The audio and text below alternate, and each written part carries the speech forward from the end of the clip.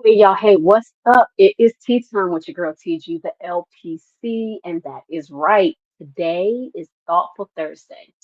So we're going to talk about thought patterns that keep us stuck and how to break free, right? We're definitely going to put in that how to break free piece, but thought patterns that keep us stuck, how we can break free. So let's talk about the thought patterns.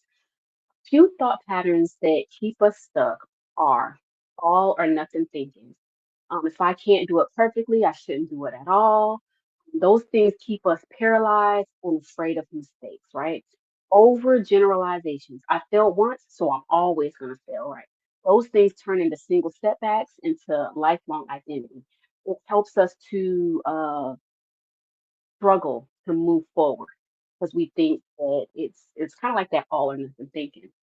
Negative filter, right? This is focusing on only what went wrong while ignoring the wins or what went well. So sometimes we may do something and we might have a failure and we just focus on that failure, but we don't focus on all of the things that we did to get there, all of the things we did right to get there. So negative filters, mind reading and assumptions. They probably think I'm not good enough. They think I'm lame. They think I'm an imposter. That goes to imposter syndrome. They might think I'm not qualified enough. I'm not as good as them, so on and so forth. So we can't mind read what other people are thinking, or assume what they're thinking. That creates an unnecessary anxiety and holds us back from connection. It tends to put a wall between us and other people. Okay, good statements. I should do this. I should do that. I should have, could have, would have. It weighs us down with guilt and comparison. And then fear-based catastrophizing. If I try, it'll go wrong and everything will fall apart, right? This prevents us from action and growth. So these are a few of the thought patterns that keep us stuck. Another one is the victim mentality, the woe is me mentality. It always happens to me. I can't ever do anything right. I'm never going to change. Those types of thoughts leave us powerless, instead of empowered. And if anybody knows me, I always want you to be empowered, right? And then the comparison trap. A lot of us do this one. She's much further than me. She's better. She does it better. They do it better. I can't start a podcast because so and so is doing it, and they have all these subscribers, and they're doing great, and they always know what to say, and they don't say and and ah. Well, if you listen to any of mine, I'm a umming and oohing and ahhing the whole way through. But guess what? I'm getting out there and I'm saying what I feel led to say. When we have a comparison trap, that steals our joy and our progress. Tell people all the time, what's meant for you is for you, right? We all have people that we are called to reach. I may not have 100 subscribers. I may not have a million, 1,000 subscribers. I may not have a million. I may never have that.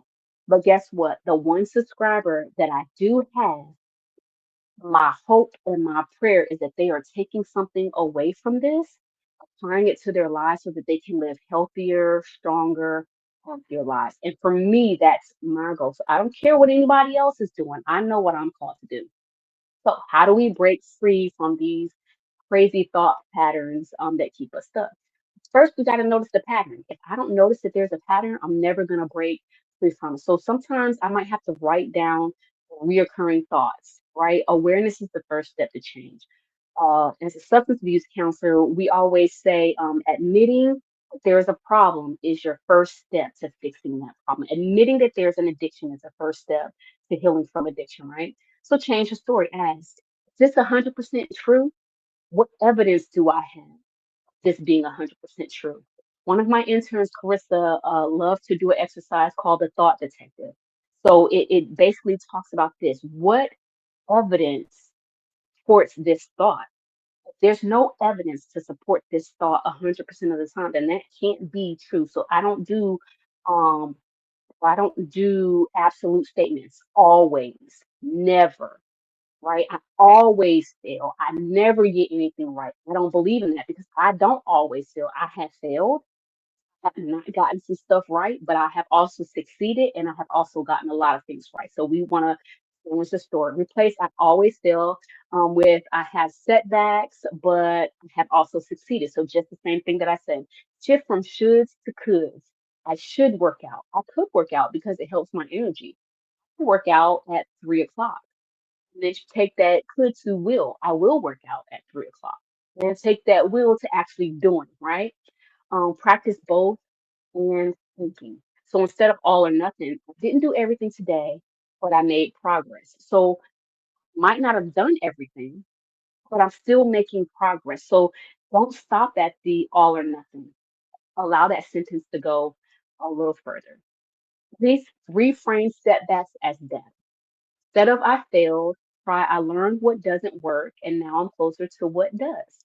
So if I tried to work out for 30 minutes and I didn't make that, and I'm like, oh, I'm never gonna work out for 30 minutes. Okay, I need to start off smaller. Did start at least.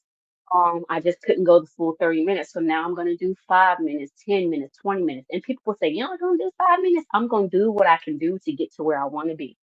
It's a philosophy of time. So take it or leave it. Ground yourself in gratitude and progress. Write 3 things you did well. This restrains your brain. Sorry, this retrains your brain to see balance, right? This retrains your brain to see balance. So if I can write down gratitude, what I'm thankful for, things that I did well, so on and so forth. It helps me to look for those things instead of looking for the negatives. Because a lot of us are trained to look towards that negative. Take small actions away.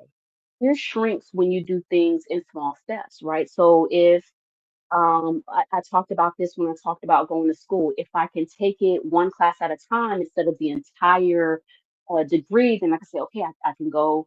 It's not that hard for me to do one class, right? 8 weeks if I'm online, and then do another class, 8 weeks, and then do another class, 8 weeks. And then before you know it, you have half of your degree done instead of saying, I'm never going to get all of these credits. How am I going to do this? Take it little by little.